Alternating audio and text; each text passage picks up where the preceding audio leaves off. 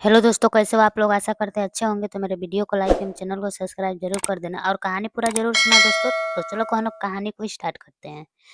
एक बार की बात है, एक छोटे से गांव में मोहन नाम का एक सीधा साधा किसान रहता था। उसका स्वभाव बहुत ही शांत और नेक था। उसकी पत्नी सरस्वती और उसकी एक प्यारी सी बेटी सुजाता थी। उनके छोटे से घर में गरीबी तो थी, लेकिन प्यार और अपनापन भी बहुत था। लेकिन किस्मत को कुछ और ही मंजूर था। एक दिन अचानक सरस्वती को तेज बुखार हुआ और कुछ ही दिनों में वह इस दुनिया को छोड़कर चली गई। मोहन और सुजाता पर जैसे दुखों का पहाड़ टूट पड़ा। घर में सन्नाटा छा गया।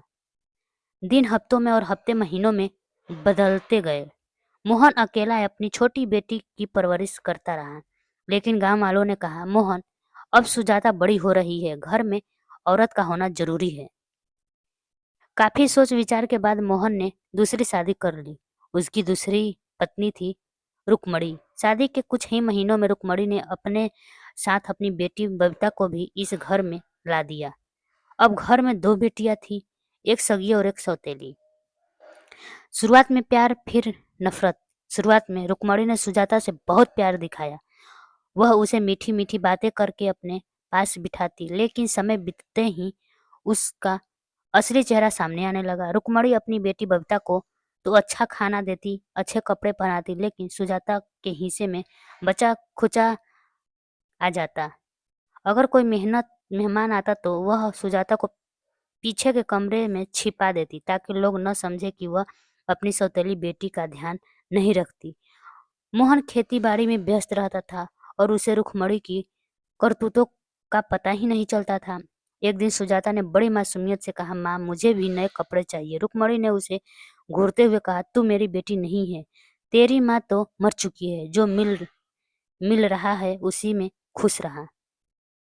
सुजाता ने मासूम दिल पर जैसे किसी ने बर्फ का पत्थर रख दिया हो।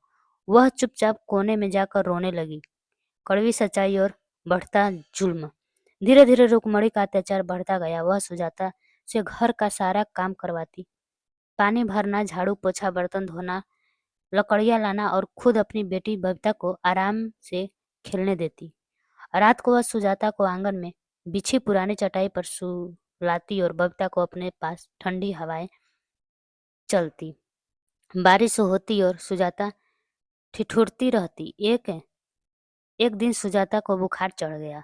वह कांपते हुए बोली, माँ, मुझे बहुत ठंड लग रही है। रुक्मणी ने बेरहमी से कहा, मर जा, वैसे ही भी तू मेरे काम की नहीं। मोहन जब खेत से लौटा तो उसने सुजाता को बुखार में तपता देखा। उसने तुरंत उसे अपनी गोद में उठाया और पास के वैद्य के पास ले गया।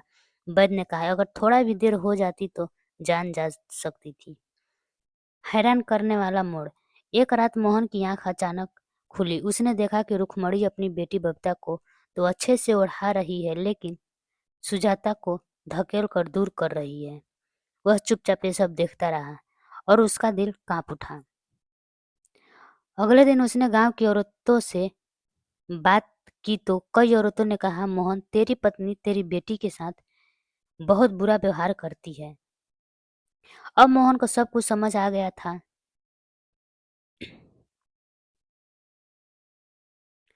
सुजाता की मासूमियत।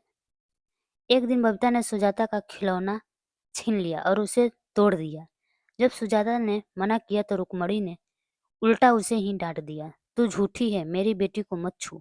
सुजाता की आंखें में आंसू भर आए, लेकिन उसने कभी अपने पिता से शिकायत नहीं की।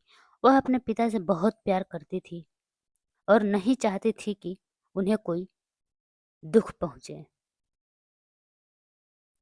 भाग्य का पलटवार। कुछ महीने बाद गांव में एक बड़ा तूफान आया। पेड़ गिर गया, घरों की छतें उड़ गई और चारों ओर अफरा तफरी मच गई।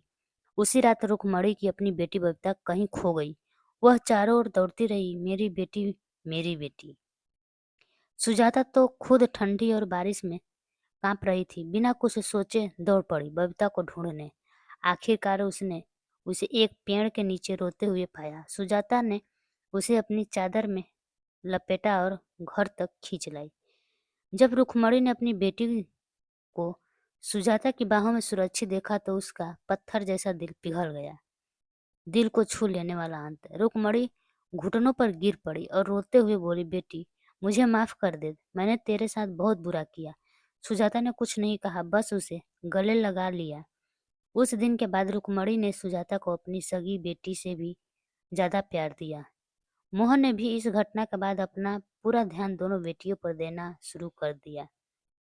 धीरे धीरे वह घर जो कभी नफरत और अन्याय से भरा था, अब प्यार और अपनापन से चमकने लगा। सीख, कभी भी किसी बच्चे के साथ सौतेला व्यवहार नहीं करना चाहिए। खून का रिश्ता ही सब कुछ नहीं होता, असली रिश्ता प्यार और इंसानियत का होता है। दिल से जुड़ा रिश्ता ही सबसे अच्छा रिश्ता होता है। तो बाय दोस्तों, मेरी कहानी कैसी लगी कमेंट बॉक्स में ज़रूर बताइएगा और मेरे वीडियो को लाइक एवं चैनल को सब्सक्राइब जरूर कर दीजिएगा। चलिए दोस्तों, तब तक के लिए बाय बाय।